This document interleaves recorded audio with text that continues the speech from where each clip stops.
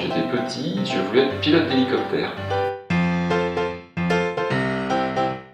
Aujourd'hui, je suis sage-femme libérale, après 10 ans de pratique hospitalière.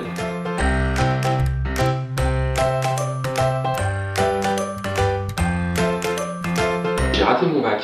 Et c'est la deuxième terminale où je suis tombé, par hasard, mais je ne crois plus au hasard, sur l'étudiant qui parlait des études de sage-femme. Et je me suis dit, mais c'est un métier qui est super. C'est une des rares professions médicales où on a affaire à des gens en bonne santé. Et puis à l'époque, j'étais batteur dans un groupe de rock et ce qui m'intéressait, c'est l'accès à l'émotion. C'est vrai que ce choix professionnel il y a 30 ans, il allait un peu à contre-courant puisque je suis dans les premiers hommes sages-femmes. Dans les premiers jours de ma première année, on visite la maternité référente et la première sage-femme que je rencontre me regarde droit dans les yeux puis elle me dit mais qu'est-ce que tu fais là?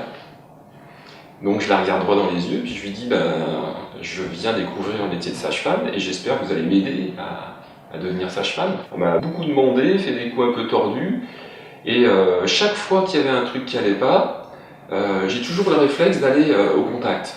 Ça a été en fait délétère pour moi d'être un homme les 2 premières années, 3-4e année, ça a été extrêmement positif et ça m'a même servi, je dirais. On faisait faire des choses finalement presque plus que les étudiants de sage-femme. En fait, il y a 3 groupes de patientes.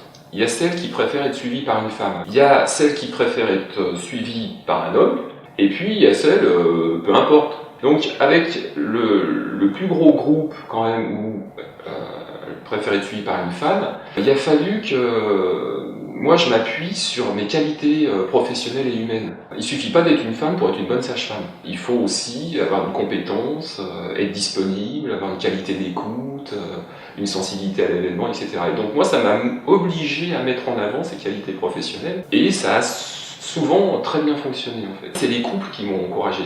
C'est les mamans que j'ai accompagnées, les conjoints, la relation que j'avais avec les bébés aussi. Ce que je conseille à un jeune aujourd'hui, c'est d'abord d'écouter son intuition, explorer en soi son côté féminin, son côté masculin, trouver l'équilibre entre les deux, et puis faire son choix.